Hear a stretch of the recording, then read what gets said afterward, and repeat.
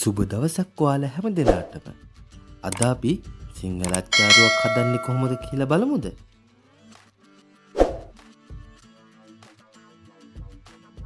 ඔයාලා තවමත් අපිව subscribe කරලා නැත්නම් ඔයාලගෙන් ආදරෙන් ඉල්ලනවා අපිව subscribe කරලා ඊළඟින් තියෙන bell icon එක click කරලා අපිත් එක්ක හැමදාම එකතු වෙලා ඉන්න කියලා. සිංහල අවුරුද්දට දානෙකට මගුල් ගෙදරකට නැතුවම බැරි සිංහල අච්චාරුවක් හදන්නේ කොහොමද බලමුද? එක එක පළාත්වල එක එක විදිහට මේ සිංහල අච්චාරුව හදනවා. මම හදන්නේ කොහොමද කියලා ඔයාලට පෙන්වන්න. අබෑට ටික, ගම්මිරිස් ටික, කුරුදු පොතු කෑල්ල, මුරුංගා පොතු කෑල්ල, විනාගිරි ටිකක් එකතු කරලා හොඳට ගලේ අපර ගන්න ඕනේ.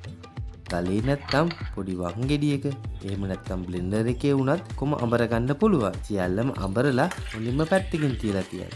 විනාගිරි වලින් කොටසක් මැටි භාජනයක් ලිපේ තියලා හොඳට මැටි භාජන රත් වුණාට පස්සේ භාජනයේ වතුර තියෙනවා නම් වතුර ඉවත් වුණාට පස්සේ දාගන්න. ඒකට ලුණු තේ හැන්දකුත් දාගන්න. මම තවත් ක්‍රමයකට හදනවා. මේ ක්‍රමයත් ඔයාලට වෙලාවක ගේන්නම්කෝ. මදක් රත් වෙච්ච විනාගිරියකට මුලින්ම අමුමිරිස් ටික දාලා තප්පර 30ක් විතර තම්බලා ඉවත් කරගන්න. මුලින්ම මම මේකට ඕන ලුණු ටිකයි අමුමිරිස් ටිකයි කැරට් ටිකයි කලින් දවසේ හොදලා හොඳට වතුර ඉවත් වෙන්න පොඩි කෑල්ලක තුනී කරලා තියෙනවා. වතුර එකතු නොවන විදිහට අච්චාරුව හදා ගන්න ඕනේ. නැත්තම් වැඩි දවසක් තියාගන්න බැරි වෙනවා.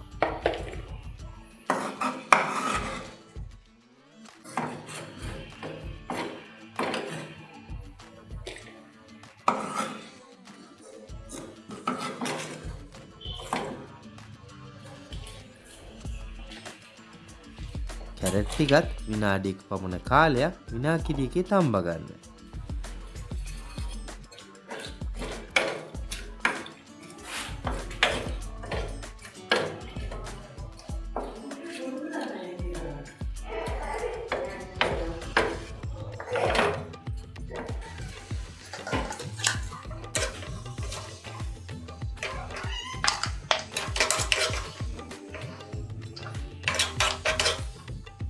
ලබු ටිකත් විනාඩියක පමණ කාලයක් තම්බ ගත්තාම ඇති.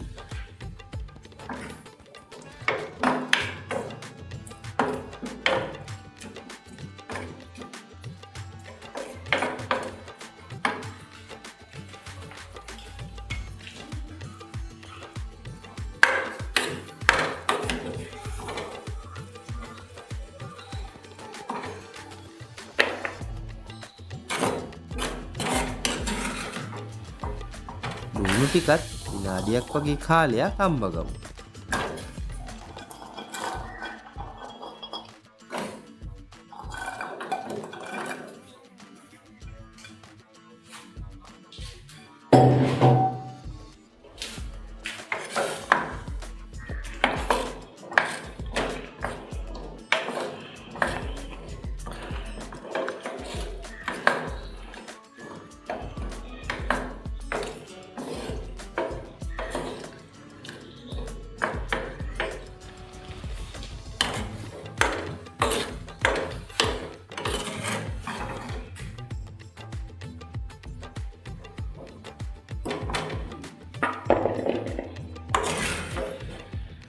තම්බගත්ත මිරිස් වල ටිකකට පැල්මක් දාගන්න. තම්බනකොට අපි මිරිස් ටික පලාගත්තේ නෑ. ඒ මොකද මිරිස් ඇතුළේ විනාගිරි පිරෙනවනේ. ඒ හින්දා.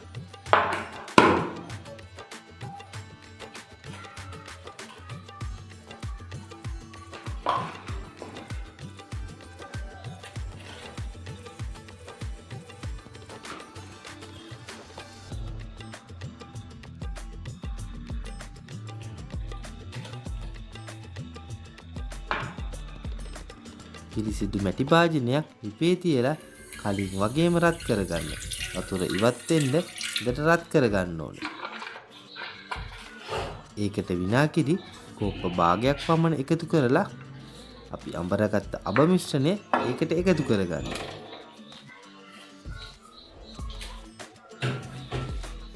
ඒකට කහ කුඩු ටිකක් ලුණු තේ හැන්දක් එකතු කරලා සියල්ලම හොඳින් කලවම් කරගන්න.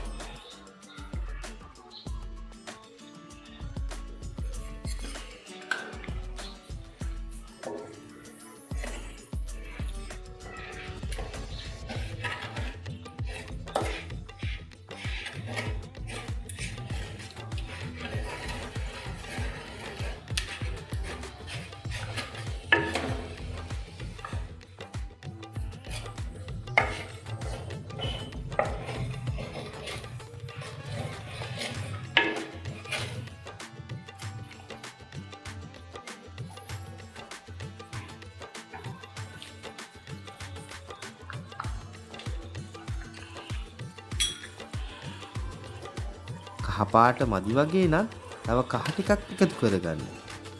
ඒ වගේම ලුණු රස බලලා අවශ්‍ය නම් ලුණුත් එකතු කරගන්න.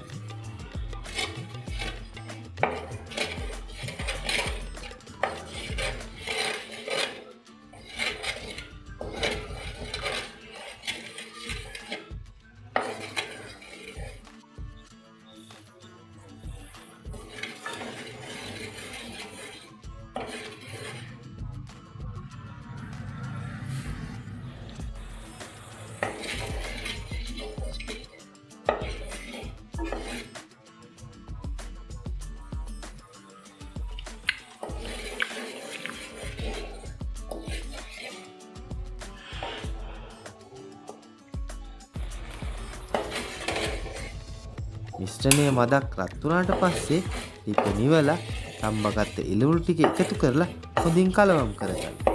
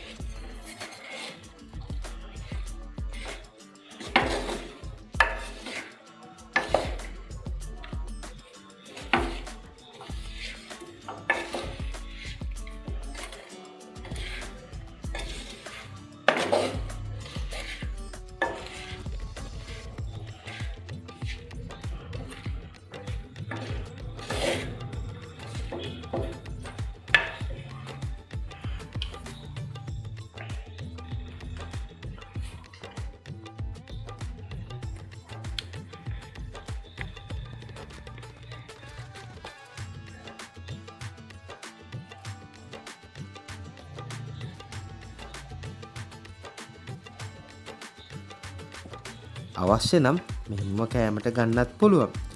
ඒත් මේකේ රසය වැඩි වෙන්නේ ටික දවසක් තියලා ගත්තාම. ඒ හින්දා හොඳින් නිවුනට පස්සේ අච්චාරුව කොලයකින් වහලා ඒක උඩින් රෙදි කෑල්ලක් තියලා හොඳින් මේ පේන විදිහට පටියකින් බැඳලා දින 2ක් පමණ තියලා තියන්න.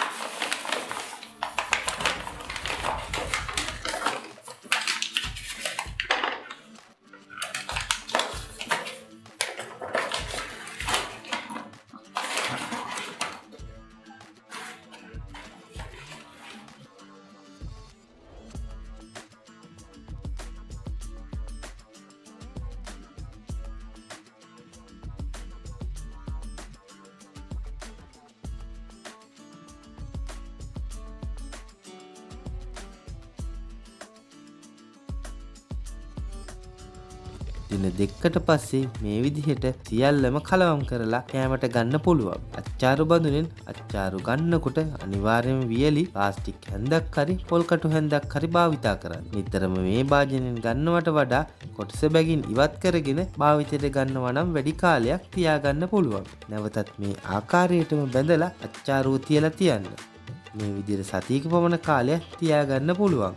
අපේ ගෙදර නම් සතියක් තියන්නත් බෑ. ඉක්මනටම කාලා ඉවර වෙනවා. ඔයාලත් හදලා බලන්නකෝ. මේ අවුරුද්දට සිංහල අච්චාරුවක් මේ විදිහට. රස කොහොමද කියලා අපටත් කියන්න අමතක කරන්න එපා. ඔයාලා තවම අපිව subscribe කරේ නැත්නම් subscribe කරලා bell icon එකත් click කරලා අපේ Facebook පිටුවටත් එකතු වෙන්න කියලා ඔයාලට ආදරයෙන් මතක් කරනවා. නැවතත් රසවත් කෑමකින් හමු වනතුරු ඔයාලා හැම දිනාටම රසබර සතියක්.